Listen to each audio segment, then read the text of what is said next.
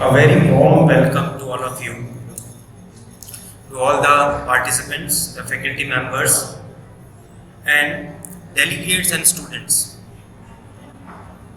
We are celebrating World Water Day, which is an initiative of the United Nations.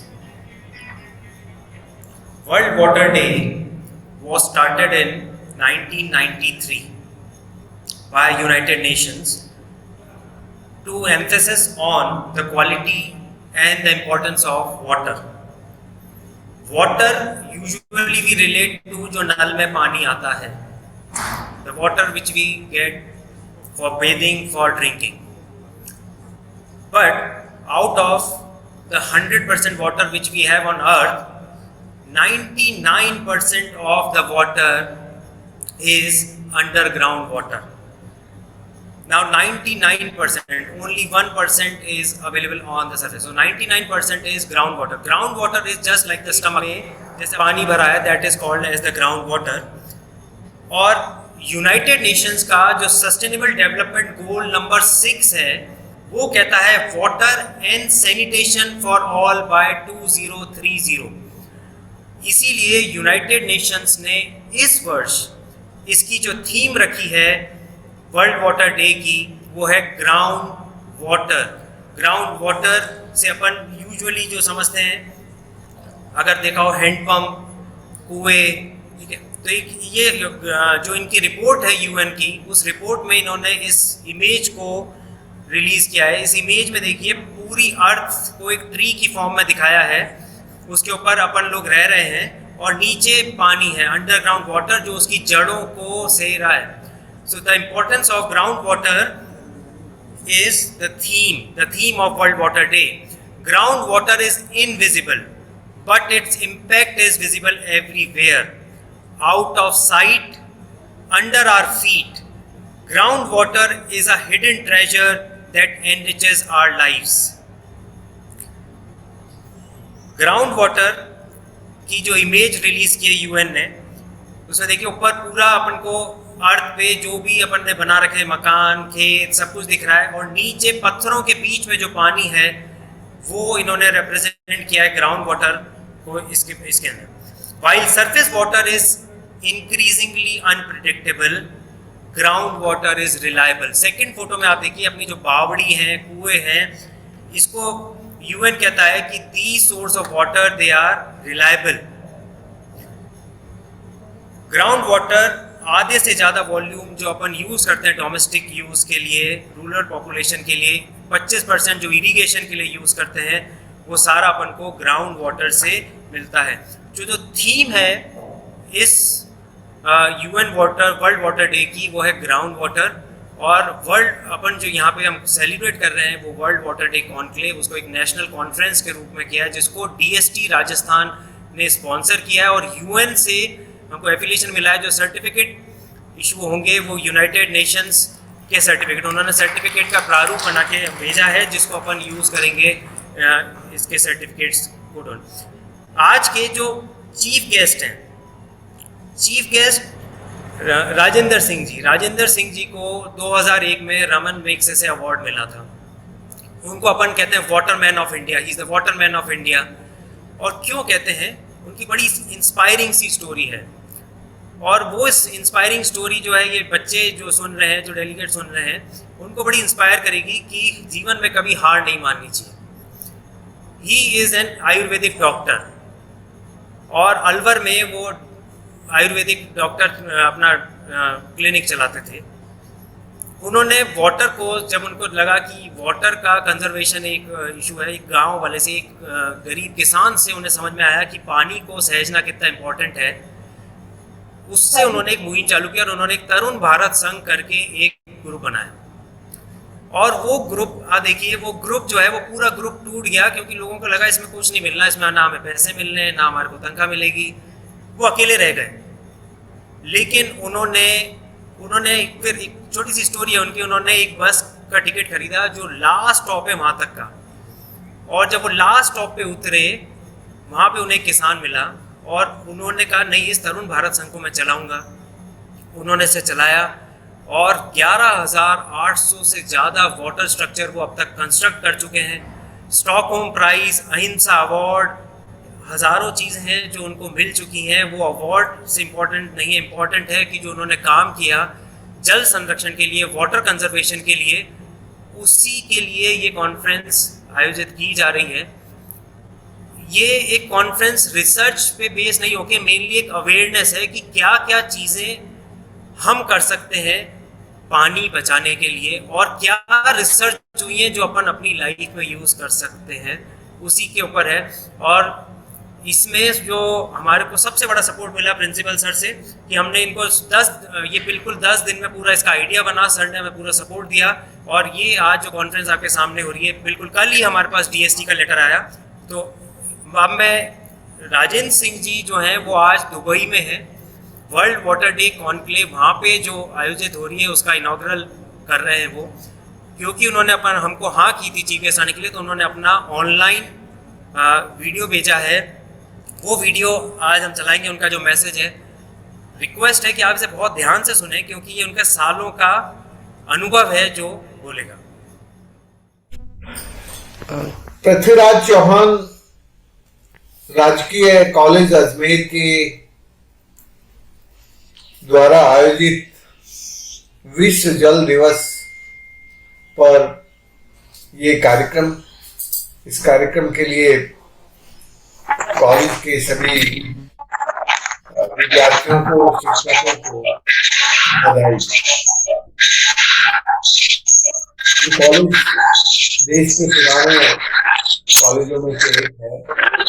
मैं जानता हूं कि इस कॉलेज में उस पुराने ज्ञान की गहराई बची होगी जिस ज्ञान से हमारी धरती, प्रकृति के जो मानवीय संबंध थे, उन संबंधों को की विद्या दुनिया को देने के लायक हमारे अंदर क्षमता थी। ये बात अलग है कि आधुनिक शिक्षा ने उस क्षमता को घटाया है, और जब वो क्षमता घट जाती है तब हम शिक्षा के ऊपर अधीन हो जाते हैं। इसलिए हमें इस जल दिवस पर ये जानना होगा कि हम भारत के लोग जल को कैसे देखते हैं, जल कैसे दुनिया में दूसरे लोगों से अलग हमारा नजरिया है, और वो जो नजरिया है वो दुनिया के किसी देश में क्यों नहीं है। सबसे पहले तो इस बात को समझ लेना चाहिए कि यूरोप का जिन जिन देशों में राज्य था, उन देशों में वहां की सरकार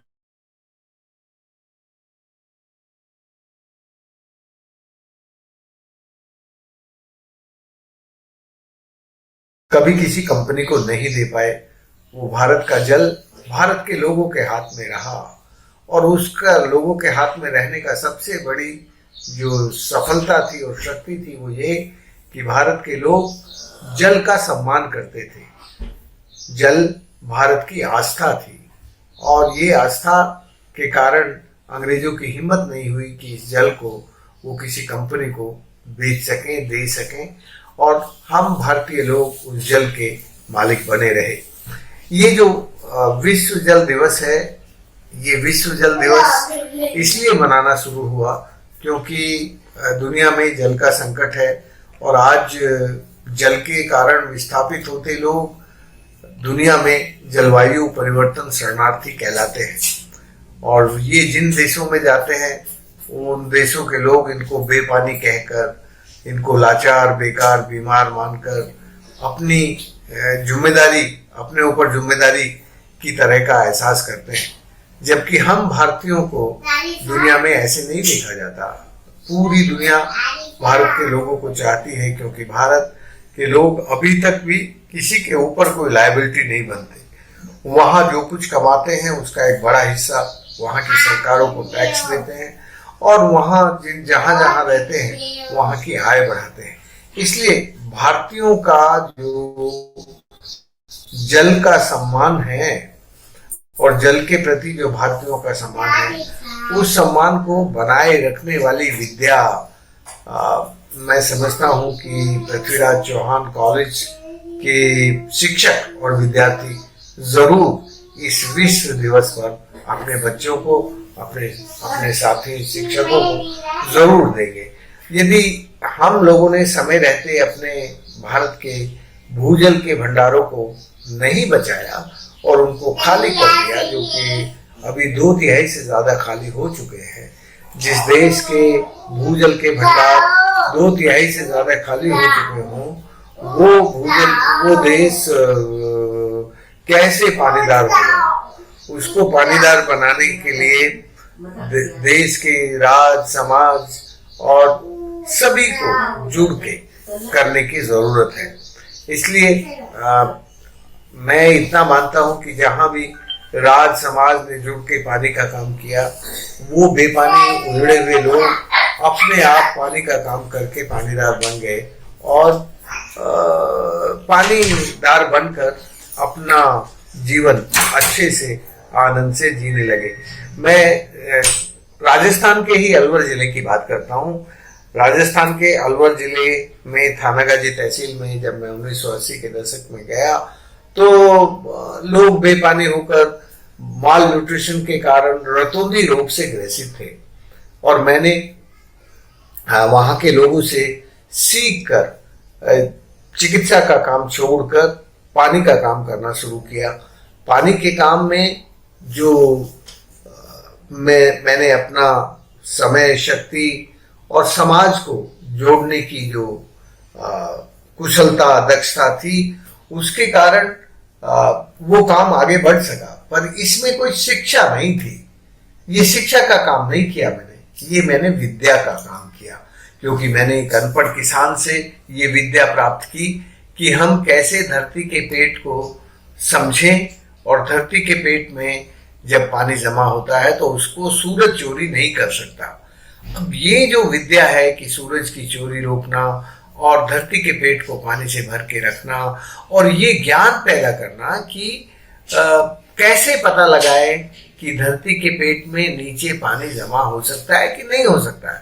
तो मुझे जो दी गई विद्या थी उसमें पेड़ों के साथ जो रिश्ते थे कि जहाँ हरे पेड़ वाली पत्तियां होती हैं, लंबे पेड़ होते हैं, वहाँ वो ज्यादा नीचे के जो भूजल के भंडार हैं वो गहरे और पानी को रिचार्ज करने वाले, पानी का पुनर्भरण करने वाले, पानी के पुनर्भरण करने वाले सब व्यवस्था होती है। तो भूजल के भंडारों को जहाँ कन्फाइंड वर्टिकल फ्रैक्चर होते हैं वहां लंबे पेड़ और पत्ती वाले पेड़ होते हैं। जहाँ अनकन्फाइंड हॉरिजॉन्टल या मिक्स फ्रैक्चर होते हैं वहां कांटों वाले पेड़ होते हैं, वहां पत्ती वाले पेड़ नहीं हो सकते, क्योंकि वहां पानी धरती में नीचे जाता ही नहीं है, धरती में पानी होता ही नहीं है। तो ये जो साधारण साइंस, ये कोई रॉकेट साइंस नहीं है, ये बहुत ही साइंस विद सेंस है। ये जो साइंस है, इस साइंस में कोई बहुत कॉम्प्लिकेटेड इक्वेशन और कैलकुलेशन नहीं है। This is simple science with sense.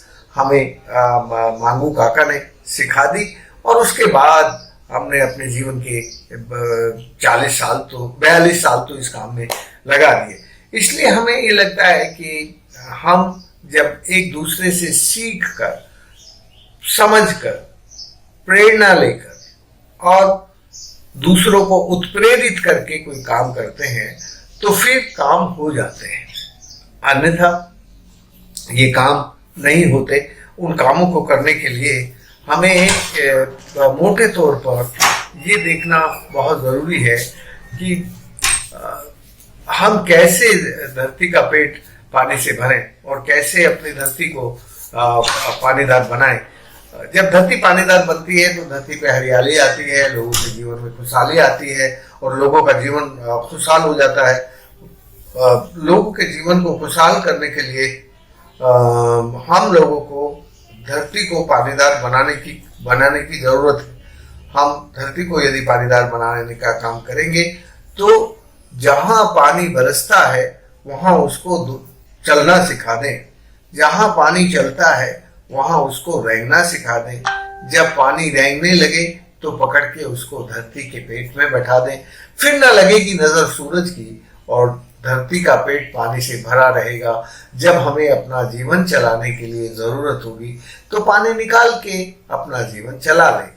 ये ऐसा व्यवहार करने से ये जो क्लाइमेट चेंज का चैलेंजेस है उसका भी समाधान होगा। मैंने सबसे पहले दुनिया में 2009 में ये कहा था, water is climate and climate is water, because the water is a life, और लाइफ के बिना तो कोई परिवेश, कोई मौसम, कोई परिस्थिति, ये सब तो लाइफ के साथ जुड़ी हुई है। ये केवल क्लाइमेट चेंज नेचर का होता है ऐसा नहीं, ये क्लाइमेट चेंज हमारी लाइफ स्टाइल से, हमारी लाइवलीहुड से, हमारे काम करने के तरीके से होता है। इसलिए ये जो परिस्थिति थी जब मैं अपने इलाके में पानी का काम शुरू कर रहा था, तब हमारे गांव की बूढ़ी औरतें एक बड़ा गीत गाती थी कि बादल तो आते हैं हर साल मेरे गांव में, पर बरसते नहीं है वो, रूठ कर चले जाते हैं कहाँ मैं नहीं जानती। जब से बादलों ने रूठना शुरू किया, मेरा बेटा और मेरे बेटे की बहू भी रूठ कर दिल्ली चले गए। अब मुझे मालूम नहीं कि मेरा बुढ़ापा कैसे गुजरेगा और मेरे बच्चों का किस गली और कूचे में जीवन चलेगा। आज 42 साल के बाद, जब मैं अपने 42 साल के बाद क्या, मैं 15 साल के बाद ही इस गीत को सुनने लगा था अपने इलाके में। हमारे इलाके की महिलाओं का गीत बदल गया था 15 साल में, क्योंकि उन्होंने जब पानी का काम किया तो सबसे पहले अरवरी नदी पेरिनियल होकर, शुद्ध सदा नीरा होकर बहने लगी थी। और जब ये नदी बहने लगी थी तो जो लोगों का विस्थापन था, जो लोग उजड़ के चले गए थे, वो दोबारा से अपने गांव में आए और दोबारा से अपने गांव में आके अपनी जमीन पर खेती करने लगे। तो ये जो लोगों का जीवन है, ये जब बदलता है तो उनके गीत संगीत सब कुछ बदलते हैं। तो आजकल हमारे इलाके में ये गीत गाया जाता है कि अब बादल आते हैं मेरे गांव में, रूठते नहीं है वो, बरसते हैं मेरे खेतों पर, पानी आ गया है मेरे कुएं में। कुएं में जब से आया मेरा पानी, मेरा लौट आया है बेटा और बहू घर पे। अब करते हैं वो खेती और उनकी खेती से छाई है हरियाली और मेरे जीवन में आ गई है खुशहाली। अब मुझे मालूम है कि मेरा बुढ़ापा अच्छे से गुजरेगा। तो ये जो गीत है, ये जो गीतों का बदलाव है, ये जो परिवर्तन है गीतों का, यही परिवर्तन जलवायु परिवर्तन के अनुकूलन द्वारा उन्मूलन का बदलाव है। लेकिन ये केवल आपके मेरे कहने से या किसी के कहने से जलवायु परिवर्तन नहीं होता, कहने से तो बिल्कुल ही नहीं होता। जलवायु परिवर्तन होता है जब हमारे जीवन के व्यवहार में, जब हमारा बिहेवियर चेंज आता है, जब हमारे जीवन में व्यवहार में परिवर्तन आता है और हम प्रकृति का सम्मान करके प्रकृति का रक्षण, संरक्षण और पोषण अपने जीवन के पोषण की तरह देखते हैं। जब हम ये मानते हैं कि हम प्रकृति के हिस्से हैं, हमें भगवान ने बनाया है और भगवान पंच महाभूत हैं, भय से भूमि, गय से गगन, वह से वायु, आ से अग्नि और नय से नीर, यही तो भगवान है ना। तो ये यदि हमारा भगवान है तो ये हम सबको बनाता है, तो इसके प्रति हमारे मन में प्रेम, सम्मान, आस्था, निष्ठा और भक्ति भाव की जरूरत होती है। भक्ति भाव हमारा अंतिम पड़ाव है, लेकिन पहले जब हम प्रकृति को प्यार करके उसको सहेजने लगते हैं, संवारने लगते हैं, तो प्रकृति फिर पोषित होकर हमें संवारने लगती है। तो ये जो प्यार का रिश्ता है प्रकृति के साथ, वो हमें आगे बढ़ाता है। दोस्तों, मित्रों, साथियों, विद्यार्थियों, मैं बस इतना कहना चाहता हूं कि मेरे जैसा मामूली आदमी यदि भारत की भूमि पर 12 मरी हुई सूखी नदियों को पुनर्जीवित कर सकता है, वो राजेंद्र सिंह अकेला कदाचित नहीं कर सकता। समाज कर सकता है। तो जिस समाज ने अपने वर्षा के पानी को रोककर अपनी धरती का पेट पानी से भरा, वो समाज पानीदार बन गया। इस 21वीं शताब्दी में भारत के बेपानी होने का संकट है। भारत को बेपानी होने से यदि बचाना है तो बस जिस तरह से तरुण भारत संघ ने राजस्थान में सामुदायिक विकेंद्रित जल प्रबंधन करके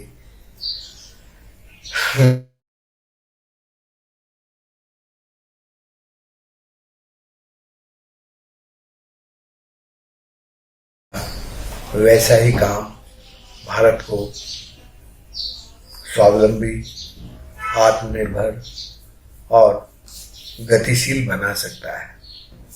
हम आर्थिक प्रतियोगिता में हम पैकेज के लीडर बनकर हम दुनिया को सिखा नहीं सकते, लेकिन हम दुनिया को सिखा सकते हैं कि हमारा जो प्रकृति के साथ प्रेम है, प्रकृति के साथ जो हमारा अपना रिश्ता है, वो रिश्ता कितना गहरा है। जितना गहरा रिश्ता भारतीयों का है, उतना गहरा रिश्ता दुनिया में किसी का नहीं है। इसलिए मैं बस इतना ही कहना चाहता हूँ, पृथ्वीराज चौहान कॉलेज के प्रधानाचार्यों को, शिक्षकों को, विद्यार्थियों को और जो इस बात को, आज की इस बात को सुन रहे हैं, ये 21वीं शताब्दी जलवायु परिवर्तन के संकट की शताब्दी है। जल की कमी, एक तरफ जल की कमी और दूसरी तरफ बाढ़ का आना, बाढ़ और सुखाड़, ये हमारे जीवन को त्रस्त करेगा यदि हम सामुदायिक विकेंद्रित जल प्रबंधन में सब जुटेंगे तो हम उससे बच सकते हैं। और कॉलेजों का काम है कि अपने आसपास में जल साक्षरता बढ़ाना। ये कॉलेज अपने अजमेर जिले में जल साक्षरता के बढ़ाने का एक अभियान शुरू करे। जल साक्षरता दिवस पर ऐसी शुभकामना, मंगल कामना। जय हिंद। धन्यवाद राजेंद्र सिंह जी, आपके उद्बोधन से हमें आध्यात्मिक अनुभवात्मक यात्रा का जीवंत दर्शन हुआ है। मेरा ऐसा मानना है कि जल साक्षरता पर आपके दिए गए विचारों से बदलते परिवेश में हम सभी युवा आपकी प्रेरणा से अपने अपने क्षेत्रों में प्रकृति से जुड़ाव का कार्य करते रहेंगे। नमस्कार सभी को। अब हम अपने आज के सेशन की शुरुआत करने जा रहे हैं और इसमें हम सबसे पहले आज के मुख्य वक्ता श्री मधुकर स्वयंभू जी को आमंत्रित करना चाहते हैं। श्री मधुकर स्वयंभू जमीन से जुड़े हुए, जल के लिए काम करने के लिए हमेशा तत्पर एक ऐसे व्यक्तित्व हैं जो टीईडी स्पीकर हैं। इन्हें जल शक्ति मंत्रालय से वाटर हीरो की लिए सम्मानित किया गया है।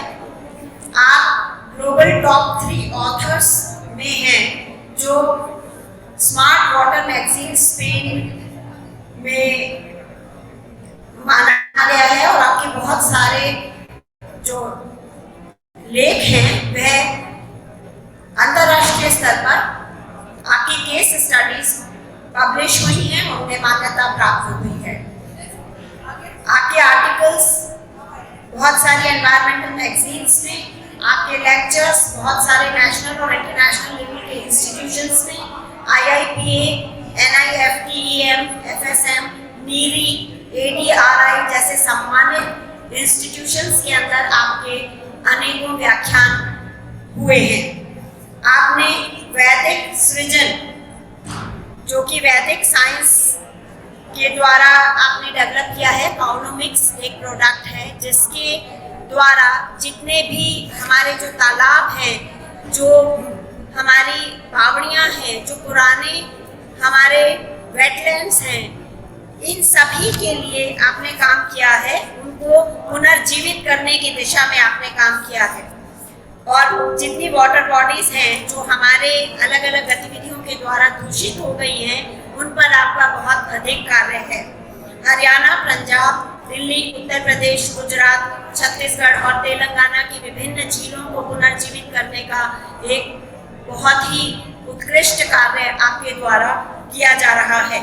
मंदाकिनी रिवर रिजुवेनेशन प्रोजेक्ट जो चित्रकूट में है, इसके बारे में अभी भी यूट्यूब पर आपके जो प्रस्तुतियां हैं वह अभी भी उपलब्ध हैं। आपके पब्लिकेशंस जो हैं वे कई बड़े बड़े मुख्य पत्र पत्रिकाओं में प्रकाशित होते रहते हैं। तो मैं आमंत्रित करती हूँ श्री मधुकर स्वयंभू जी को अपनी आज की प्रस्तुति देने के लिए। नमस्कार ma'am, thank you for a wonderful introduction. वो एक्चुअली टेक्निकल स्नैग था, host was not allowing me to unmute my mic. अभी मेरी आवाज आ रही है आप तक? यस सर, आपकी आवाज आ रही है। ओके, सो मैं पहले आप सब लोगों का धन्यवाद करना चाहूँगा कि आपने मुझे इनवाइट किया फॉर दिस प्रेजेंटेशन। अभी शुरू से जो इनॉग्रल सेशन में सुन रहा था, काफ़ी इंटरेस्टिंग बातें सब लोगों ने कही। जैसे आपने कहा कि जो वर्ल्ड वाटर डे का थीम है दैट इज एक्वीफर रिचार्ज, जो भूमिगत जलाशय है उसका पुनर्भरण, ये हमारा इस बार का थीम है। That is very important to note. Rajendra Singh ji ने पंच महाभूतों की बात की, क्षितिज जल पावक गगन समीरा, and how we are all connected. वो सारी चीजें जब मैं अपनी प्रेजेंटेशन स्टार्ट करूंगा तो उसमें कवर्ड होंगी। मैम ने कहा जल संरक्षण जो है, water conservation is very very important. Conservation जो है वो जल ही जीवन है, जल संचयन करना है, जल है तो कल है। ये पिछले करीबन 40-50 सालों से गवर्नमेंट का एक अंडरलाइंग थीम रहा है, बट उसके बाद भी जल संकट जो है वो गहराता जा रहा है। तो उसको समझना बहुत जरूरी है कि जब सरकारें इतनी काम कर रही हैं उसके बाद भी जल संकट बढ़ क्यों रहा है। एटलीस्ट वैसा ही रहता जैसा पहले था, लेकिन वो तो है नहीं बात। तो उसके पीछे क्या कारण है? जैसा विकास जी ने कहा कि सिर्फ 1% जो पानी है वो हमारे उपयोग के लिए उपलब्ध है, क्योंकि जो समुद्र का पानी है, वो सलाइन वाटर है, वो हमारे किसी काम का नहीं। खारा पानी, जो ग्लेशियर में जो पानी बर्फ के रूप में है, या जो पोल्स पे पानी है, वो हमारे किसी काम का नहीं है। तो हमारे काम का जो पानी है वो सिर्फ जो नदी, झील, बावड़ी, तालाब, इनमें जो पानी है, जो सरफेस वाटर बॉडीज जिनको हम कहते हैं, वही हमारे इस्तेमाल का पानी है। और वो खराब हो क्यों रहा है? यदि जल संकट है तो उसका कारण क्या है? क्योंकि एक तो तालाब सूखते जा रहे हैं, क्योंकि आदमी को तालाब में के पानी का जो यूजेबिलिटी है वो नजर नहीं आता है। इंस्टेड वो ये सोचते हैं कि ये तालाब को भर के अगर प्लॉट काट के बेच देंगे तो ज्यादा पैसा आएगा। तो पैसा तो आएगा, लेकिन आदमी पिएगा क्या? पानी is very very important for life. जैसे अगर हमको दूसरे ग्रहों पे जीवन तलाश करना होता है, जैसे नासा का जो मिशन है या जो इसरो का जो मिशन है, हम चांद पे भी जाके पानी ढूंढ रहे हैं। क्यों? क्योंकि पानी है तो जीवन संभव है, यदि पानी नहीं है तो जीवन संभव नहीं। सो ज्यादा टाइम ना लेते हुए मैं अपनी प्रेजेंटेशन पे आता हूँ। Let me just share the screen. Screen दिख रही है सर सब लोगों को? यस सर, दिख रही है screen. Okay, so this is the theme of today's event, World Water Day आज है। और जो अपना रिक्वायरमेंट है, जो फोकस एरिया है, that is national conference on water quality, biodiversity and global environment. Environment की जब भी हम बात करते हैं, 2016 में यूनाइटेड नेशन ने सस्टेनेबल डेवलपमेंट गोल्स की बात पहली बार इंट्रोड्यूस की थी। लेकिन अगर हम भारत में देखें तो सस्टेनेबिलिटी हमको अलग से सोचने की कभी आवश्यकता नहीं पड़ी, because we were living a very sustainable life. लेकिन पिछले करीबन 100 सालों में हमने अपना लाइफस्टाइल पूरी तरीके से चेंज कर लिया, और इस वजह से, लाइफस्टाइल चेंज करने की वजह से जो प्रॉब्लम्स आई हैं, वो प्रॉब्लम्स आज हम फेस कर रहे हैं, जिसकी वजह से कि United nation sustainable development goals की बात करता है। क्योंकि प्लैनेट के ऊपर sustainability of any kind of life, not just for human beings, सिर्फ हम इंसानों की बात नहीं कर रहे हैं, इवन पेड़ पौधे पशु पक्षी जितने भी हैं सबके लिए sustainability has become a big big question mark. कारण हम लोग देखते हैं कि ग्लोबल वार्मिंग हो रही है, अभी मार्च के टाइम में लू चल रही है, कहीं ओजोन लेयर में डिप्लीशन हो रहा है। कल की न्यूज है कि जो नॉर्थ पोल और साउथ पोल हैं दोनों के ऊपर जो टेम्परेचर राइज है, it has been like never before. Usually क्या होता है कि दोनों में से एक पोल के ऊपर टेम्परेचर बढ़ता है, दूसरे पे कम रहता है, लेकिन जस्ट कल की न्यूज है कि नॉर्थ और साउथ दोनों पोल्स के ऊपर इस समय जो टेम्परेचर राइज है that is to the extent of 30 to 40 degrees. तो ये एक बहुत ही अलार्मिंग बात है। ग्लेशियल आइस पिघल रही है, पोलर आइस पिघल रही है, बहुत सारी जो जीव जंतु हैं वो एक्सटिंक्ट ऑलरेडी हो चुके हैं बिकॉज इतना हाई टेम्परेचर वो लोग बर्दाश्त नहीं कर सकते हैं। तो सस्टेनेबिलिटी के लिए ये बहुत जरूरी है कि हम लोग जो अपना लाइफस्टाइल है उसको सस्टेनेबल करें, और इसके ऊपर अभी हम बात करेंगे। पहले हम let us start with the theme on the case study that we are going to discuss, the case study of Kashi. Varanasi में आप सब लोगों ने संत कबीर दास जी का नाम सुना होगा। 1398 में वो पाए गए थे एक जलाशय में, उस जलाशय का नाम था लहरतारा। लहरतारा एक तरीके का वेटलैंड था बैक इन 1398। अभी जो आपके स्क्रीन के ऊपर फोटोग्राफ है, ये जो बचा हुआ लहरतारा तालाब है, ये उसकी है, जो करीबन 13.25 एकड़ के आसपास बचा हुआ है। बट अगर इस गूगल इमेज को आप ध्यान से देखें तो आपको ये मेरा माउस यदि आपको दिख रहा हो तो ये भी एक जलाशय है, यहाँ भी एक जलाशय है, यहाँ भी एक जलाशय है, यहाँ भी एक जलाशय है। बेसिकली 1398 में ये पूरा का पूरा एक वेटलैंड था, आर्द्र भूमि क्षेत्र था, जो आज एक छोटे से तालाब के रूप में बच गया है। इस तरफ गंगा नदी बहती है और इस तरफ वरुणा नदी बहती है, और ये जो जलाशय था ये दोनों को कनेक्ट करता था। Overflow of both the rivers used to come into this wetland. वहां से अब आप देख सकते हैं कि आज की डेट में कितनी डेंस पॉपुलेशन है, चारों तरफ कॉलोनीज हैं, चारों तरफ कॉलोनीज हैं, और हमने जलाशय भर भर के कॉलोनीज बनाई। अब एक तो ये हुआ कि हमने जलाशय को छोटा कर दिया, और दूसरी बड़ी समस्या क्या हुई कि जहां भी आप कॉलोनीज बनाएंगे वहां पे सीवेज का प्रोडक्शन होगा। तो ये जो सीवेज है ये सीधा जाता है इस जलाशय में, अनट्रीटेड सीवेज इस जलाशय में जाता है। तो होता यह है कि ये जो मैंने अभी बात कही कि हमारा लाइफस्टाइल काफी बदल गया है, तो पिछले 100 सालों में हमारा लाइफस्टाइल इतना बदल चुका है कि हम सुबह उठते के साथ ही सीवेज प्रोडक्शन चालू कर देते हैं। भारत में एक आम नागरिक एक दिन में करीबन 100 लीटर सीवेज जनरेट करता है, और करीबन 130 लीटर पानी जो है प्रतिदिन प्रति व्यक्ति हमारा एस्टिमेट है जो सरकार पानी देती है, या आप बोरवेल से निकालते हैं, राइट। उसमें से 100 लीटर आप सीवेज में कन्वर्ट कर देते हैं। सीवेज में कन्वर्शन कैसे होता है?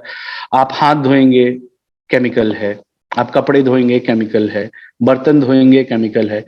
ये सारी गंदगी, चाहे किसी भी चीज की कोई भी गंदगी हो, उसको हम पानी से धो देते हैं बिना ये सोचे कि पानी को कौन धोएगा। अब ये सारा जो केमिकल है ये सब पानी में घुल के पानी को, फ्रेश पानी को सीवेज में कन्वर्ट कर देता, और ये सीवेज जाता है जितनी भी नेचुरल वाटर बॉडीज हैं उसमें, चाहे वो झील हो, चाहे वो तालाब हो, चाहे वो बावड़ी हो, चाहे वो नदी हो। अल्टीमेटली जो प्राकृतिक नैसर्गिक जल स्रोत हैं वहां वो पानी पहुंच जाता है, और उस पूरे पानी को वो गंदा कर देता है। तो इस तरीके से क्या हो रहा है कि अगर आपने मतलब कभी बड़े बूढ़ों की कहावत सुनी हो कि कोई आदमी अगर बहुत एक्सपीरियंस है तो उसके बारे में क्या कहते थे कि वो उसने घाट घाट का पानी पिया है तो उसका जो अनुभव है वो बहुत ज्यादा है। यानी कि हर घाट का पानी पीने योग्य था किसी जमाने में। आज आप किसी भी प्राकृतिक जलाशय से पानी पिए, इवन आप नदी से भी यदि पानी पीते हैं तो भी आपकी तबीयत खराब हो सकती है, राइट। तो उसका कारण क्या है कि हम जो अपशिष्ट जल है, जो सीवेज है, उसको रेगुलरली जल स्रोतों में डालते जा रहे हैं। अब इसकी वजह से आपके जो जल स्रोत हैं, जो आपके रिसोर्सेज हैं, वाटर रिसोर्सेज, वो कम होते जा रहे हैं। और जब वो कम हो रहे हैं तो उसका जुगाड़ क्या निकाला है कि अंडरग्राउंड वाटर निकाल लो, बोरवेल से, ट्यूबवेल से। तो एक तरफ जो सरफेस वाटर बॉडीज है हमने उनको गंदा कर दिया, और दूसरी तरफ हमने एक्वीफर से पानी एक्सट्रैक्शन शुरू कर दिया। अब वो एक्सट्रैक्शन की वजह से क्या होता है कि आपका जो भूमिगत जल संचय है वो आपका घटता जा रहा है, क्योंकि आप निकाल तो रहे हैं, वापस डाल नहीं रहे हैं। डाल क्यों नहीं रहे हैं वापस? क्योंकि आपका जो अर्बनाइजेशन है उसमें आप कॉन्क्रीटाइज करते जा रहे हैं फ्लोर को। आपकी जो खेती हो रही है वो सारी केमिकल बेस्ड फार्मिंग है। जितने केमिकल्स आपने जमीन में डाले हैं वो सारे के सारे ऊपर की लेयर को ब्रिटल कर देते हैं। वो ब्रिटल लेयर की वजह से पानी अंदर जाता नहीं है। अब पानी अंदर जाएगा नहीं तो एक्वीफर रिचार्ज कैसे होगा, राइट। तो अल्टीमेटली क्या है कि जो आपके नेचुरल रिसोर्सेज हैं वो सारे रिसोर्सेज को हम डिप्लीट करते जा रहे हैं, और उनको करेक्शन का हमारे पास कोई तरीका नहीं है। जो भी तरीके हमने अभी तक अपनाए हैं, जैसे सीवर ट्रीटमेंट प्लांट है, या ड्रेजिंग कर देते हैं, या डिवीडिंग कर देते हैं वाटर बॉडीज की, वो सारे काम नहीं आ पा रहे हैं। इसीलिए जल संकट गहराता जा रहा है। 2019 में जब पहली बार जल शक्ति मंत्रालय बना था तो जो ऑनरेबल मिनिस्टर हैं श्री गजेंद्र सिंह शेखावत, राजस्थान के ही हैं, उनकी जो फर्स्ट स्टेटमेंट थी एज अ जल शक्ति मिनिस्टर वो ये थी कि 54% of the country is under acute water stress and 22% of the aquifer has been depleted। मतलब 22% पानी जो भूगर्भ का था उसको हम सुखा चुके हैं, और दूसरी तरफ जो सरफेस वाटर बॉडीज हैं उसके अंदर हमने सब में सूवेज मिक्स कर रखा है, तो वो अब रिसोर्सेज बचे नहीं, all that is contaminated, right. तो ये जो काशी का प्रोजेक्ट है, this is all about in situ rejuvenation of the water bodies.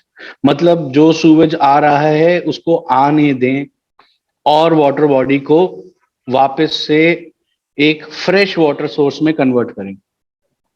यही पूरा साइंस है, यही पूरी टेक्नोलॉजी है, और ये कैसे होगा, this is what I am going to explain in the presentation. यही हमारी इन्वेंशन है काउनॉमिक्स टेक्नोलॉजी के in situ rejuvenation of the water bodies कैसे किया जाए। सो ये लहरतारा तालाब है जो कबीर प्राकट्य स्थली है, जो पुराना कबीर मठ है वो यहीं पर है। और इस वाटर बॉडी को अभी इसकी केस स्टडीज को हम जरा डिटेल में समझते हैं। सो ये जो आपको यहाँ पिक्चर दिख रही है ये अक्टूबर 2021 की है, before the treatment started in 19 नवंबर 2021। उसके पहले तालाब की कंडीशन ये थी कि चैलेंजेस जो इसमें थे वो ये थे कि बदबू यहाँ इतनी आती थी कि लोग रात में सोने के लिए आसपास के सभी घरों में लोग रात में अगरबत्ती जला के सोते थे कि कम से कम बदबू थोड़ी सी सबसाइड कर जाए। मॉस्किटोज यहाँ पे मच्छर इतने ज्यादा थे कि ज्यादातर घर जिनके अंदर छोटे बच्चे थे उनका कम से कम 2 से 3 महीने का टाइम साल में हर साल अस्पताल में बीतता था। डेंगू बोलिए, मलेरिया बोलिए, चिकनगुनिया बोलिए, जो भी मच्छर जनित रोग हैं, वेक्टर बोर्न डिजीज जितनी भी हैं, उन सब का प्रकोप पूरी कॉलोनीज पे था। और ये कॉलोनी कोई छोटी मोटी कॉलोनी है, बहुत ही डेंसली पॉपुलेटेड कॉलोनी है। आपने पीछे डायग्राम जो गूगल इमेज था उसके अंदर देखा था, 20,000 फैमिलीज आर स्टेइंग देयर, और उन सब का अनट्रीटेड सूवेज इस वाटर बॉडी में आता था। एंड रिजल्टेंट ये था कि बदबू इतनी ज्यादा थी कि बर्दाश्त के बाहर था। मच्छर इतने ज्यादा थे कि जिस दिन हमने इनॉग्रल इवेंट किया था तो दोपहर में हमको नगर निगम को रिक्वेस्ट करना पड़ा था कि सर फॉगिंग करा दीजिए, मच्छर इतने ज्यादा हैं कि लोग बैठ के वहां चाय भी नहीं पी पा रहे। एल्गल ब्लूम आप इस फोटो में देख सकते हैं, हर जगह पे ब्लूम दिख रहा है। पानी आप यहाँ अगर देखें आप तो ऑलमोस्ट स्टिल है, जैसे बिल्कुल जमा हुआ हो, राइट। ये जो व्हाइट पैचेस आपको दिख रहे हैं पानी में, this is all fungal growth. So ये पानी को यदि कोई हाथ लगाएगा तो उसका बीमार पड़ना तय है। मॉनसून में यहाँ फ्लडिंग होती थी, पानी जो है वो जलाशय से निकल के घरों में घुसना स्टार्ट हो जाता था। अनट्रीटेड सूवेज तो यहाँ पे बदस्तूर आ ही रहा था। और Uttar Pradesh pollution control board का एस्टिमेट था अबाउट 10 मिलियन लीटर, यानी कि 1 करोड़ लीटर सूवेज, अपशिष्ट जल, मल जल हर रोज यहाँ पे ऐड होता था। उसकी वजह से अबाउट 6 सेंटीमीटर स्लज डिपॉजिट हर रोज होता था। तो स्लज डिपॉजिट नीचे पूरा भरा हुआ था। इनका एस्टिमेट था कि करीबन 7 फीट का स्लज है। और किसी भी प्रकार की कोई एक्वाटिक लाइफ नहीं थी, ना कोई मछली थी, ना कोई यहाँ बतख थी, या कोई बर्ड्स नहीं आती थी। मतलब ये कंडीशन में ये वाटर बॉडी थी in the month of October. 19 नवंबर को हमने ट्रीटमेंट स्टार्ट किया और ये 22 जनवरी की फोटो आप यहाँ पे देख सकते हैं, विच इज अबाउट 2.5 महीने की ट्रीटमेंट के बाद ये पूरा जो जलाशय है इसमें आपको लहरें नजर आ रही हैं। अब मैं आपको, ये तो फोटोज हैं, इससे ज्यादा समझ में नहीं आता, तो मैं आपको वीडियोस दिखाता हूँ। ये प्री ट्रीटमेंट कंडीशन है अक्टूबर 2021 की, और ये आप वीडियो देखें। ये देखिए पानी एकदम जमा हुआ है, कोई लहर नहीं है, कोई हलचल नहीं है। ये पूरा स्मज आपको पूरे सरफेस के ऊपर दिखाई दे रहा है। फंगल ग्रोथ और एल्गल ब्लूम आपको दिखाई दे रही है। और ये पानी का स्तर देखिए कहां पर है। ये कितनी सीढ़ियां हैं, सिर्फ 2 सीढ़ी उतर के आपको जलाशय, आपको पानी दिखाई देने लग गया है। और ये जो प्लेटफॉर्म आपको बीच में दिख रहा है, ये प्लेटफॉर्म पानी के नीचे है। मतलब कंस्ट्रक्शन के बाद इसके ऊपर पानी आ गया है, जबकि ये कंस्ट्रक्शन अभी हाल ही हुआ है। सितंबर के महीने में ये कंस्ट्रक्शन हुआ है और इसके ऊपर भी ये सारा पानी आके जम गया है। आपको पूरे पानी में कहीं दूर भी अगर आप देखेंगे तो भी कोई हलचल नहीं है। पानी बिल्कुल ही शिथिल, बिल्कुल ही ठहरा हुआ है, कहीं कोई वेव्स नहीं है और ना कोई मछली है इसमें, ना कोई पक्षी है आसपास। आप देखिए ये कंडीशन अक्टूबर की है। और 19 नवंबर को, जैसा मैंने आपको बताया, ट्रीटमेंट चालू हुई और ये 1 हफ्ता बीतने के बाद जो फर्स्ट वीक ऑफ ट्रीटमेंट है, ये उसकी वीडियो है। एनओसी फाउंडेशन हमारा एनजीओ पार्टनर है। एनओसी एंड रिसर्च काशी की लोकल रिसर्च ऑर्गेनाइजेशन है। यहाँ आप दोनों वीडियो साथ में इसलिए चलाएं जिससे आपको अंदाजा हो जाए डिफरेंस का। यहाँ आप देखिए वेव्स आपको नजर आ रही हैं और यहाँ बिल्कुल ही ठहरा हुआ पानी है। ये एक बड़ा डिफरेंस जो है, ये सिर्फ 3 दिन का डिफरेंस आपको नजर आ रहा है।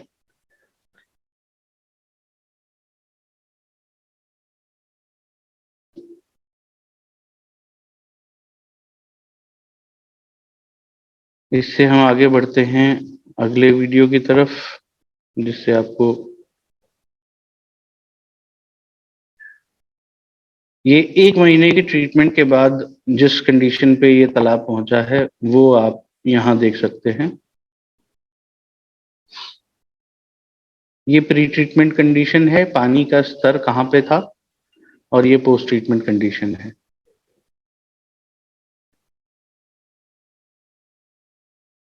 पानी में लहरें तो है ही हैं, पानी की ट्रांसपेरेंसी बढ़ी है। नीचे का तल आपको नजर आने लग गया है 1 महीने के अंदर में, और वाटर लेवल जो है वो नीचे गया है बाय ऑलमोस्ट 1.5 फीट। ये सारी सीढ़ियां पानी के अंदर थी पहले, जो आपको इस तरफ ये सारी सीढ़ियां दिखाई दे रही हैं, ये सारी सीढ़ियां पानी के अंदर थी, लेकिन अब पानी के बाहर हैं। तो ये पानी का स्तर नीचे कैसे जाता है, जब नीचे जो डिपॉजिटेड स्लज है, वो स्लज का जब कंजम्पशन होगा तो water will reclaim the space. तो स्लज की लेयर हटती जाएगी और पानी की लेयर आती जाएगी। तो ऊपर से देखने में आपको ऐसा प्रतीत होगा कि पानी नीचे जा रहा है, एक्चुअली पानी नीचे नहीं जा रहा है। जो पानी की स्पेस जो स्लज ने कवर की हुई थी, जो नीचे गाद जमा थी, वो गाद जब कंज्यूम हो जाएगी तो वहां पे वैक्यूम क्रिएट नहीं होगा, पानी वो स्पेस को रिक्लेम कर लेगा। तो इस तरीके से this is what we call as ecological dredging. और ये जब सारा का सारा जो स्लज मटेरियल है वो कंज्यूम हो जाएगा तो नेचुरल एक्वीफर रिचार्ज स्टार्ट हो जाएगा। अब ये 1 महीने के बाद की जो रिजल्ट्स है, ये Uttar Pradesh pollution control board ने जो ऑब्जर्व किया, पानी में जो डिफरेंस है, ये आपकी 12 नवंबर की रिपोर्ट है और ये 8 दिसंबर की रिपोर्ट है। इसमें सबसे इंटरेस्टिंग बात क्या है कि अगर आप डिजॉल्व्ड ऑक्सीजन का लेवल देखेंगे तो 4.7 से 9.5 हो गया, 102% का उछाल है। Dissolved oxygen is the key factor behind all the aquatic life. चाहे कोई मछली हो चाहे कछुआ हो, उन सबको सांस लेने के लिए पानी के अंदर डिजॉल्व्ड ऑक्सीजन की मात्रा हाई होनी चाहिए।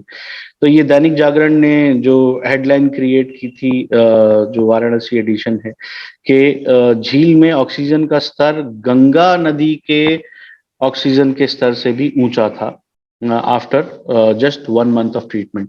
So this is the key highlight point. और बाकी आप देखिए कि सैलिनिटी जो है, पानी का जो खारापन है, वो 80% नीचे गिरा, 1.72 से 0.35% पे आ गया। जो डिजीज कॉजिंग फैक्टर्स हैं, कॉलीफॉर्म्स, कॉलीफॉर्म्स 87% गिरे।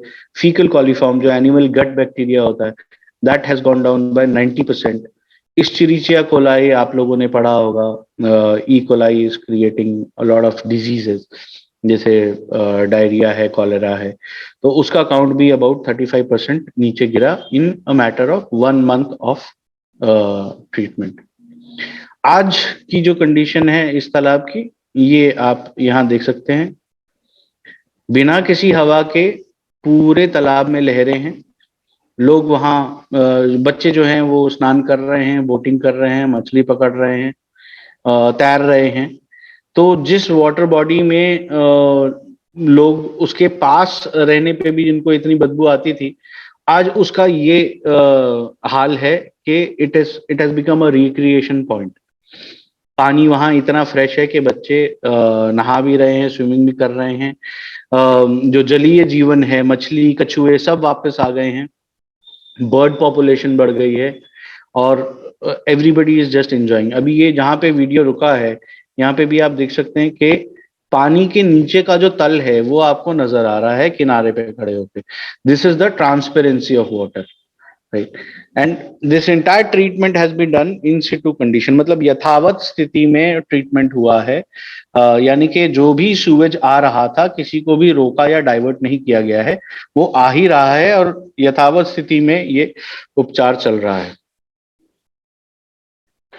और इस तरह का प्रोजेक्ट अक्रॉस द कंट्री हुआ है। ये ईडूडी लेक है अहमदाबाद में। यहाँ भी आप ये फंगल ग्रोथ व्हाइट कलर की आप देख रहे हैं, ठहरा हुआ पानी, dark green colour water showing eutrophication. ये हैदराबाद में कुडीकुंटा लेक है। यहाँ आपको पानी नजर ही नहीं आ रहा, इतना स्मज है। लेकिन ये जो कंडीशन है यहाँ पे बिल्कुल ही डिफरेंट है। ये लाल दिघी तालाब है अयोध्या में। यहाँ आपको पानी नजर ही नहीं आ रहा बिकॉज पूरी जलकुंभी भरी हुई है। और ये दिसंबर की बात है, ये मार्च की बात है, आप पूरा पानी देख सकते हैं, पूरे जलाशय में लहरें देख सकते हैं। तो ये एक कॉमन फैक्टर है। अब ये सारा जो भी ट्रीटमेंट है, ये ट्रीटमेंट किस प्रकार से हुआ, वो जो राजेंद्र सिंह ने जी ने जो बात कही थी कि भगवान, भूमि, गगन, वायु, अग्नि, नीर, ये पंच महाभूत हैं। तो ये पंच महाभूतों के ऊपर ही आधारित ये पूरा का पूरा उपचार प्रणाली है, जिसको हम काउनॉमिक्स टेक्नोलॉजी कहते हैं। जो हमने जो हमारी जो ऑर्गेनाइजेशन है वैदिक सृजन, इसके अंदर हमने डेवलप की है। ये पूरी की पूरी तरीके से भारतीय वैदिक विज्ञान के ऊपर आधारित है। सो अब ये वाटर बॉडी के जो नेचुरल फंक्शन है वो क्या है, हम उसको थोड़ा यदि समझ लेंगे तो हमको समझने में ज्यादा आसानी होगी। कोई भी नेचुरल वाटर बॉडी जो है उसके अंदर ये पंच महाभूत में से 3 महाभूत प्रकट होते हैं। सबसे नीचे भूमि है, फिर पानी है और फिर हवा है। तो ये डायरेक्ट कांटेक्ट है। अब जो विकास जी के स्टूडेंट हैं जो जूओलॉजी पढ़ रहे हैं उनको ये बात समझने में ज्यादा आसानी होगी कि जो भी माइक्रोब्स हैं, जो सिंगल सेल्ड ऑर्गेनिज्म हैं, उनके लिए there are only 3 possible habitats on this planet, that is soil, water and air. तो अब ये तीनों के तीनों फैक्टर जब आके एक जगह पे डायरेक्ट कांटेक्ट में आते हैं तो you get the biggest pool of the microbiota. तो जो सिंगल सेल्ड ऑर्गेनिजम्स हैं, चाहे वो मिट्टी के हों, चाहे वो पानी के हों, चाहे वो हवा के हों, वो जलाशय में मिलते हैं। अब जलाशय बहुत प्रकार से एकदम एक यूनिक कॉम्बिनेशन है, क्योंकि आप ये देखें कि प्रकृति ने जैसा भी जिसको बनाया है, जैसे पशु जगत है, तो कोई भी एनिमल लाइफ लॉन्ग सिर्फ एमिशन ही करेगा। कोई भी एनिमल ऐसा नहीं है कि वो कार्बन डाइऑक्साइड इनहेल करे और ऑक्सीजन एक्सेल करे। हर एनिमल को प्रकृति ने ऐसा ही बनाया है कि वो कार्बन डाइऑक्साइड ही एमिट करेगा। ऑन द अदर हैंड पूरा जो प्लांट किंगडम है, उन सबको कार्बन डाइऑक्साइड ही इनहेल करना है और ऑक्सीजन ही रिलीज करना है। तो दोनों एक प्रकार से एक दूसरे के पूरक हैं, वो चाह के भी एक दूसरे के खिलाफ नहीं जा सकते। लेकिन अगर आप वाटर बॉडी को देखेंगे तो water body in a natural state is a blue carbon sink, but in a polluted state it becomes emitter. मतलब वाटर बॉडी दोनों डायरेक्शन में ट्रैवल कर सकती है। यदि आपने वाटर बॉडी को नेचुरल कंडीशन में स्वच्छ फ्रेश वाटर के साथ रखा है तो वो कार्बन सिक्वेस्ट्रेशन करेगी। लेकिन यदि आपने आज जिस स्थिति में हमारे जलाशय हैं, अगर आपने उनको उतना पोल्यूट करके रखा तो वो कार्बन एमिशन करेंगे। सो हमको अपने जलाशयों को उसके नैसर्गिक पारिस्थितिक तंत्र में ही रखना होगा। इसी में सस्टेनेबिलिटी का कोड है। इसी में जो यूएनएसडीजी हैं वो सारे सबमिट होंगे। हम यूएनएसडीजी पे भी आगे बात करेंगे। तो पहले हम ये जलाशय की जो यूनिक संरचना है उसको समझ लें। सबसे नीचे मिट्टी है, फिर पानी है, फिर हवा है। अब ये देखने में भले ही आपको किसी भी झील में या तालाब में आपको ये स्टैटिक दिख सकता है, लेकिन ये कभी स्टैटिक होता नहीं है, क्योंकि मिट्टी में सॉइल कैपिलरीज बनती हैं और वो कैपिलरीज के थ्रू पानी जो सरफेस वाटर बॉडी है वो अंडरग्राउंड एक्वीफर से कनेक्ट हो जाता है। तो पानी वर्टिकली ट्रैवल करता है और इसको कैपिलरी इसलिए बोलते हैं because it travels from higher pressure to lower pressure. तो यदि मॉनसून में बहुत ज्यादा बारिश हो रही है और सरफेस वाटर बॉडी में पानी आएगा तो वो सीधा एक्वीफर को रिचार्ज करेगा, स्पिल ओवर नहीं करेगा, फ्लडिंग नहीं होगी। तो इस तरीके से आपका एक्वीफर रिचार्ज हुआ, साथ में मिनरल साइकिल कंप्लीट हुआ। जो भी एक्सेस मिनरल्स है सरफेस वाटर बॉडी में वो मिट्टी के लेयर्स में जाकर फिक्स हो गए एंड जो फ्लडिंग है या जो ड्रॉट कंडीशन है दोनों अवॉइड हो गई। दूसरी तरफ अगर हम पानी के अंदर की बात करें तो पानी के अंदर एक जलीय खाद्य श्रृंखला है, एक्वाटिक फूड चेन। तो सिंगल सेल्ड ऑर्गेनिज्म है, consumed by the planktons which are consumed by the fishes, and fish excreta is ammonia which is again neutralized by the single celled organism। तो इस तरीके से खाद्य श्रृंखला चलती रहती है। सब एक दूसरे का भोजन बना भी रहे हैं और सब एक दूसरे का भोजन बन भी रहे हैं। पॉपुलेशन भी मेंटेन हो रही है और साइकिल भी चल रही है। अभी जो सिंगल सेल्ड ऑर्गेनिज्म है they are also autotrophic. So what they do is they prepare their own food by utilizing the raw material available in nature। तो ये क्या करते हैं, जैसे फोटोसिंथेसिस करते हैं। अब जैसे बहुत सारे लोगों को शायद ये ना मालूम हो कि हर जलाशय अपने प्राकृतिक स्वरूप में फोटोसिंथेसिस, प्रकाश संश्लेषण की क्रिया करता है। नॉर्मली लोग फोटोसिंथेसिस से सिर्फ प्लांट्स को एसोसिएट करते हैं, बट हर वाटर बॉडी में फोटोसिंथेसिस हो रहा है। और फोटोसिंथेसिस के लिए बाय डिफॉल्ट आपको क्या चाहिए, फोटोन चाहिए जो सनलाइट से मिलते हैं, और दूसरी चीज आपको चाहिए कार्बन। तो हर जलाशय कार्बन सिक्वेस्ट्रेशन करता है। सो आपकी जो ग्रीन हाउस गैसेस हैं, जो जिनकी वजह से आपकी ग्लोबल वार्मिंग है, जिनकी वजह से आपको क्लाइमेट चेंज हो रहा है, तो वो सारी ग्रीन हाउस गैसेस को वाटर बॉडीज एब्जॉर्ब करती हैं और फोटोसिंथेसिस के प्रोसेस के जरिए ऑक्सीजन रिलीज करती हैं, जो कि सोर्स है डिसॉल्व्ड ऑक्सीजन का, जिसकी वजह से aquatic life remains in a healthy condition. तो ये हुआ एक तरह का exchange between water and air. दूसरी तरह का एक्सचेंज क्या होता है कि जब आपने ऑक्सीजन का production beyond the holding capacity of water किया, तो oxygen will be emitted in air, तो air above the water body will be more oxygenated. और तीसरी चीज क्या होती है कि जिसको हम एयर पोल्यूशन कहते हैं। एयर पोल्यूशन क्या है? Particulate matter in air. तो particulate matter is basically free flowing solid particles which are all positively charge, और वाटर का जो टॉप सरफेस है वो निगेटिवली चार्ज होता है। तो सारा जो पर्टिकुलेट मैटर है वो वाटर बॉडी एब्जॉर्ब कर लेती है और आपकी एयर क्लीन हो जाती है। सो air pollution mitigation happens naturally when the water bodies are in their natural state, clean fresh water state। तो ये सारी कंडीशंस होती हैं। अब वाटर बॉडी जो पोल्यूट होती है वो नेचुरली पोल्यूट होती हैं। नेचुरल पोल्यूशन कैसे होता है कि कोई आंधी तूफान आया या वॉल्केनिक इरप्शन हुआ या भूकंप आया, तो इसकी वजह से वाटर बॉडीज पोल्यूट होती हैं। और उसको जब पोल्यूट होती हैं तो उनको ठीक होने का क्या सिस्टम है कि नेचर विल क्रिएट वीड्स, जो जलीय खरपतवार हैं वो आते हैं, they will absorb excess of the nutrients and once they have absorbed they consume their food, they will die their own death. इस तरीके से पोल्यूशन होता है और उसका डिकंटामिनेशन होता है।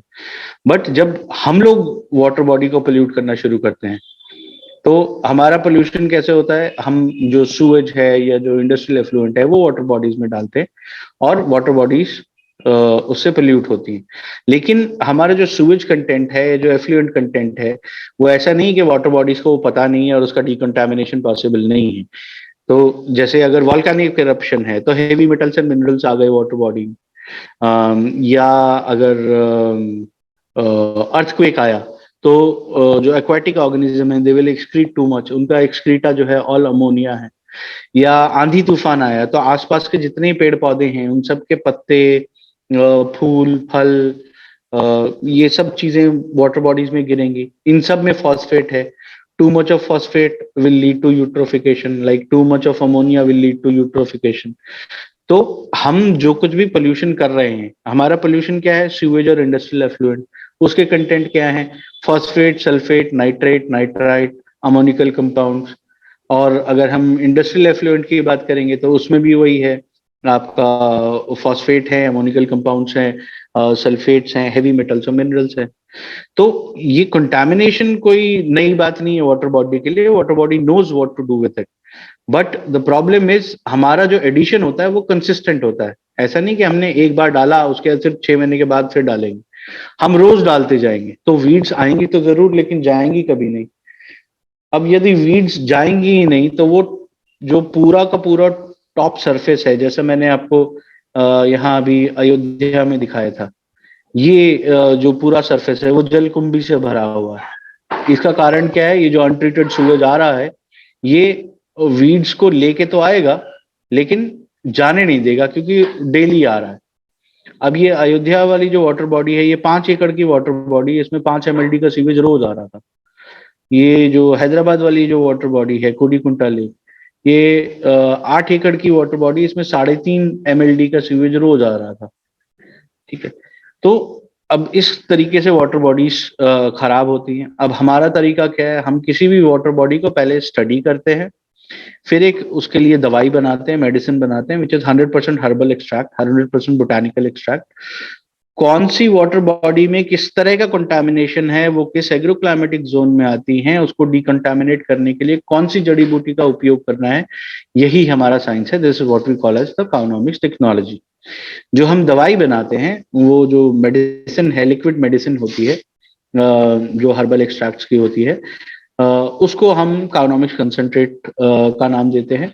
और ये उस वाटर बॉडी में वहीं के एग्रोक्लाइमेटिक जोन के फ्रेश वाटर के साथ उसको अमेलगमेट किया जाता है, जिससे कि वो वाटर बॉडी की एक्सेप्टेबिलिटी बढ़ जाए और फिर उसको वाटर बॉडी में डाल दिया जाता है।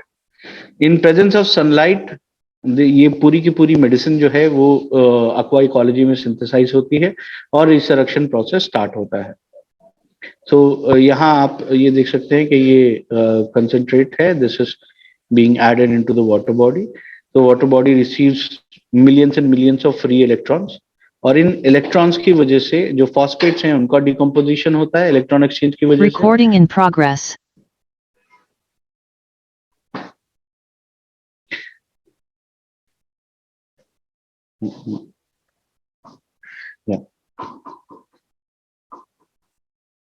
सो फॉस्फेट का डिकम्पोजिशन होता है और ऑक्सीजन रिलीज होती है, तो डिजॉल्व ऑक्सीजन लेवल बढ़ता है। फिर धीरे धीरे करके आपकी जो वीड्स हैं उनका फीड सारा कंज्यूम हो जाता है। जो सस्पेंडेड और डिजॉल्व सॉलिड्स हैं जिनकी वजह से कंटामिनेशन है, वो सारे डिकम्पोजिशन की वजह से घटते चले जाते हैं, वाटर विस्कोसिटी इंप्रूव कर जाती है। और क्योंकि डिजॉल्व ऑक्सीजन का प्रोडक्शन हो रहा है, इसलिए anaerobic digestion of the contaminants जो है वो नहीं होता है, जिसका नेचुरल बाई प्रोडक्ट होता है हाइड्रोजन सल्फाइड, जिसकी वजह से बदबू आती है। सो अगर एरोबिकली डाइजेशन होगा of all the organic compounds in water तो बदबू नहीं आएगी। तो इस तरीके से सबसे पहले पानी में से बदबू गायब होती है, और क्योंकि सस्पेंडेड और डिजॉल्व सॉलिड्स का डिकम्पोजिशन पानी में नेचुरल तरीके से हो रहा है, इसलिए विस्कोसिटी बढ़ती है, विस्कोसिटी घटती है। जब विस्कोसिटी घटेगी तो पानी में लहरें आएंगी, पानी की ट्रांसपेरेंसी बढ़ेगी, और जब लहरें आएंगी, ट्रांसपेरेंसी बढ़ेगी, तो मॉस्किटो ब्रीडिंग नहीं हो पाएगी। इस तरीके से मच्छर चले जाते हैं। एंड देन इवेंचुअली जो नेचुरल फोटोसिंथेसिस का प्रोसेस है नेटिव माइक्रोबायोटा का रिसरेक्ट होने की वजह से वो भी स्टार्ट हो जाता है, और धीरे धीरे करके आपका पूरा जलाशय नेचुरल कंडीशन में वापस आ जाता है। This is how in situ rejuvenation of the water body happens through the Carbonics technology. अब इसमें सबसे बड़ा फैक्टर ये है, जो हम सस्टेनेबिलिटी की बात करते हैं, वो ये है कि आप किसी भी टेक्नोलॉजी की बात करेंगे अगर, तो उसके अंदर जो पॉल्यूटेंट्स हैं, जो कंटामिनेंट्स हैं, उनका सेग्रीगेशन किया जाता है, उसको सेपरेट किया जाता है, और फिर उसका क्या करें वो एक अलग बड़ा सवाल खड़ा हो जाता है। जैसे आप अगर एसटीपी में बात करेंगे तो एसटीपी में आपके पास स्लज होता है। अगर आप डीवीडिंग करेंगे तो ऊपर से आपने वीड्स तो हटा दिए, लेकिन वीड्स के आने का कारण नहीं हटाया, तो अब ये जो आपका ऑर्गेनिक वेस्ट है इसका क्या करें, एक दूसरा सवाल हो जाता है। अगर आप ड्रेजिंग करते हैं तो नीचे से जो स्लज निकालेंगे उस स्लज का करेंगे क्या, वो एक तीसरा सवाल हो जाता है। तो बेसिकली हम सेग्रीगेशन कर रहे हैं, हम क्लीनिंग के नाम पे वेस्ट को और फ्रेश वाटर को सेपरेट करके। What to do with the waste, that is the next question. But in our process we are not segregating, हम उसको अलग से इकट्ठा नहीं कर रहे हैं। The waste is getting consumed in the aqua ecology. तो अगर आपको सस्टेनेबिलिटी चाहिए तो सस्टेनेबिलिटी का सबसे बड़ा फैक्टर ये है कि आपको पॉल्यूशन को, कंटामिनेशन को कंज्यूम करना होगा, उसको कलेक्ट नहीं करना होगा। ठीक है। और जो प्रकृति है, जो नेचर है, इसमें कोई भी वेल्थ का या वेस्ट का कॉन्सेप्ट है ही नहीं। एक जगह का वेस्ट दूसरी जगह का यूजफुल प्रोडक्ट होता है। जैसे बर्ड ड्रॉपिंग जो है, बर्ड ड्रॉपिंग यदि तालाब में गिरती है तो it creates planktons, planktons become the feed for the fishes. तो वो एक वो पूरी साइकिल हो गई। तो बर्ड ड्रॉपिंग बर्ड के लिए वेस्ट है, एक्वाटिक इकोसिस्टम के लिए वेस्ट नहीं है, राइट। तो प्रकृति में कोई वेस्ट का कॉन्सेप्ट है ही नहीं। So that is how we utilise the waste for resurrection of the ecology and creation of the aquatic food chain. So that is why this is the most sustainable approach towards any contamination or pollution. अभी जैसे मैंने आपको बताया था कि हम UNSDG की बात करेंगे, तो UNSDG का जो SDG नंबर 2 है, दैट इज जीरो हंगर। अब हंगर कैसे खत्म होता है? हंगर खत्म होने के लिए आपको जो फूड प्रोडक्शन है वो बढ़ाना होगा। तो ये जो रिसरेक्टेड वाटर है, इसको जब हम एग्रीकल्चर में यूज करते हैं तो agriculture goes disease, pest and weather resilient. मतलब आपकी यील्ड एक तो कंफर्म हो गई, because water has become a neuro immuno booster for plants and animals. तो एक तो आपकी कृषि की लागत कम हो गई और दूसरा आपका प्रोडक्शन बढ़ गया, in terms of quality also and in terms of quantity also, क्योंकि आपको कोई फर्टिलाइजर, कोई इंसेक्टिसाइड, कोई पेस्टिसाइड कुछ नहीं चाहिए। ठीक है। दूसरी तरफ पानी अपने आप में जलाशय में आप एक्वाकल्चर कर सकते हैं, तो वो एक अनदर फूड प्रोडक्शन यूनिट हो गया। ठीक है। फिर same water when it is used in animal husbandry, so your animal husbandry also goes antibiotic free. तो ये एक पूरा सिम्बायोटिक फार्मिंग का एक कॉन्सेप्ट है which has already been deployed in plenty of places, but वो जीरो हैंगर को इस तरीके से केटर करते हैं। वो आज का सब्जेक्ट नहीं है, आज हमको पानी पे फोकस करना है, तो उसके लिए there are other YouTube videos which you can listen to.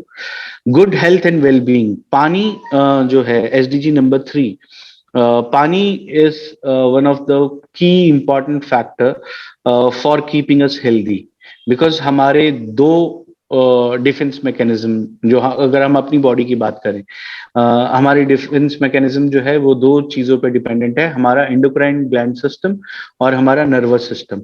और ये दोनों के सुचारू रूप से चलने के लिए हमें विद्युत अपघट्य की जरूरत है, यानी इलेक्ट्रोलाइट्स की जरूरत है। और इलेक्ट्रोलाइट्स हमारी बॉडी में वाया वाटर ही आ सकते हैं। हमारी बॉडी इस तरीके से डिजाइन नहीं है कि हम जो खाना खाते हैं उसमें से इलेक्ट्रोलाइट्स एक्सट्रैक्ट कर लें, right.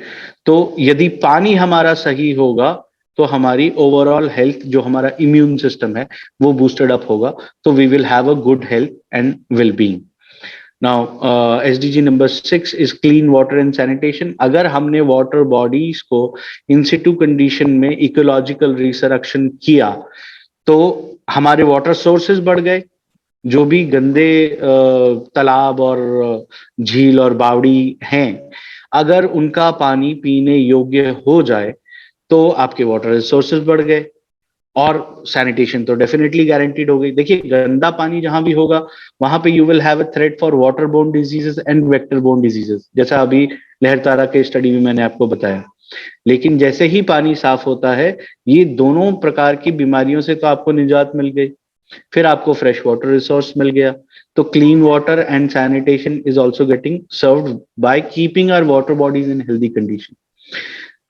SDG number 11 is sustainable cities and communities. अब सिटीज में कुल मिला के 4-5 प्रॉब्लम है अक्रॉस द ग्लोब। अगर आप सिटीज की बात करें, पहली चीज उनको ये नहीं पता सीवेज का क्या करें, सीवेज में जो स्लज है उसका क्या करें, राइट। दूसरी चीज, एयर पोल्यूशन हर जगह बढ़ता जा रहा है, हर सिटी में, except for the coastal cities, because coastal cities में इतना बड़ा समुद्र है, आपका जलाशय, राइट। तीसरी चीज, अंडरग्राउंड एक्विफर लेवल नीचे जाता जा रहा है। मैंने आपको बताया जैसे ही वाटर बॉडी रिसरेक्ट होगी, एक्विफर रिचार्ज होगा through soil capillary.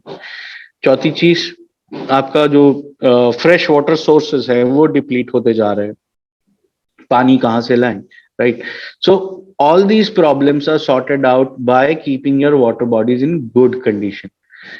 Number 12 is responsible consumption and production. So production, what we are doing invariably without even knowing, that is the sewage production. और यदि उस प्रोडक्शन को कंज्यूम नहीं किया तो आपका जो पोल्यूशन लेवल है वो बढ़ता जाएगा, चाहे वो सॉइल हो, चाहे वो एयर हो, चाहे वो वाटर हो।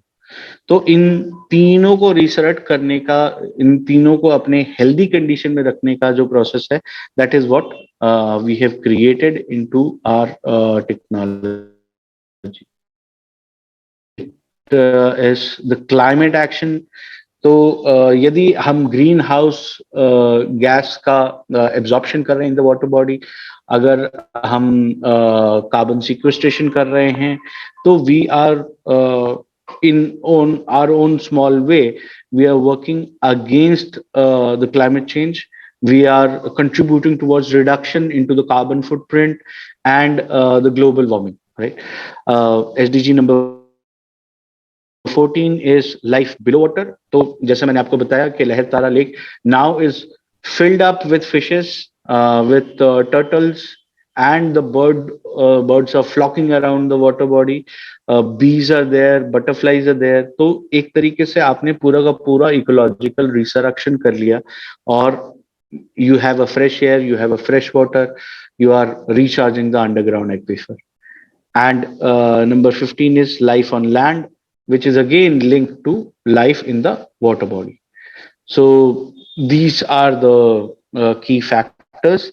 और इसमें अब हम अगर अपने पूरे वैदिक विज्ञान की बात करें तो जो एक सिंगल श्लोक में जो हमारी understanding of the natural sciences और लाइफ साइंसेज है वो हमारा विज्ञान ये कहता है कि पूर्णमदः पूर्णमिदं पूर्णात् पूर्णमुदच्यते पूर्णस्य पूर्णमादाय पूर्णमेवावशिष्यते। यानी जो पूरी प्रकृति है वो होलिस्टिक है, वो संपूर्ण है, वो इनफाइनाइट है, वो साइक्लिक है, वो सस्टेनेबल है, राइट? वही सनातन है। तो यदि प्रकृति सनातन है तो ये निरंतर चलती रहेगी, निरंतर चलती रहेगी, यानी कि इसमें कुछ भी कलेक्शन का प्रोसेस नहीं है। ना तो हम कुछ कलेक्ट करेंगे एज वेल्थ, ना तो हम कुछ कलेक्ट करेंगे as waste, right? So everything will be in a cyclic mode. हर चीज का सृजन होगा, उसका पालन होगा और उसका संहार होगा। This is what the cycle is, right? So this is what is our understanding of nature. It is infinite, it is complete, cyclic, holistic and sustainable. And if we understand the laws of nature and live in absolute harmony with nature, तो हमें ये sustainability का सवाल कभी नहीं उभरेगा। We have to live responsibly and we have to live a sustainable life, and that is how we don't just meet the UN SDGs. We have a peaceful and a comfortable life, not just for us, but for the entire living beings on this planet. So that's about it. That is the end of my presentation. If anybody has any queries, you can ask.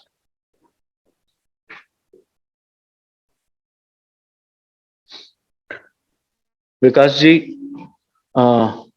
would we be taking any question answer sessions, or please advise how do we proceed further? आपका बहुत बहुत धन्यवाद मधुकर जी। एक बहुत ही आपने विस्तृत रूप से अपने काम को आपने यहाँ सभी के साथ शेयर किया। मैं जो कुछ आपने कहा मैं समझती हूँ कि सभी के लिए बहुत उपयोगी होगा, और इन सब से प्रेरणा लेकर हमारे बच्चे और आज के सभी युवा जो हैं भारत में नव निर्माण के लिए, जल के संचय और संरक्षण के लिए और भूमि के जल के रख रखाव के लिए जो भी उनकी एक समझ बनती है, उस समझ को समझते हुए आगे अपनी भूमिका को निर्धारित करेंगे और राष्ट्र निर्माण में अपना पूर्ण सहयोग देंगे। जिस प्रकार से आप अपना योगदान दे रहे हैं उसी प्रकार से मैं समझती हूँ कि हम सभी भी अपनी अपनी भूमिकाओं को समझते हुए आगे काम कर पाएं। ऐसी मैं सबके लिए शुभकामनाएं करती हूँ। पुनः आपका धन्यवाद, बहुत बहुत आभार। नमस्कार।